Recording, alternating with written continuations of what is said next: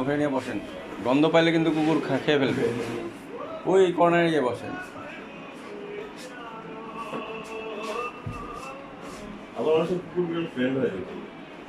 ওটা মানে প্রথম থেকে পারলে তখন, হঠাৎ করে দিলে হবে না।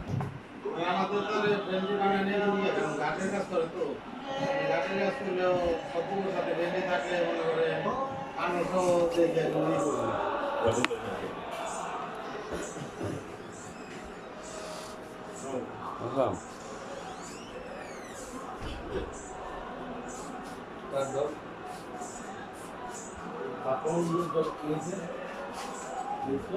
বাপ্পা মজুমদারের ডগে ওটা কি যেন হয়েছিল, ওর গায়ে পোকা হয়েছিল,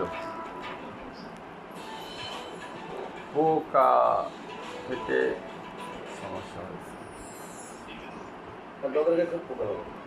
বাপ্পা মজুমদারের 4টা কুকুর ছিল, এখন আছে 2টা,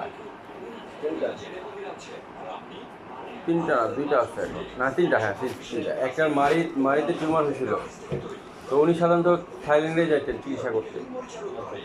ওনার সাউন্ড ইঞ্জিনিয়ার আবার আমারে বেড়াল দেখায়, তো উনি গিয়ে বলছে আপনার বাইরে যাওয়ার দরকার নাই, এখানে করাইতে পারেন।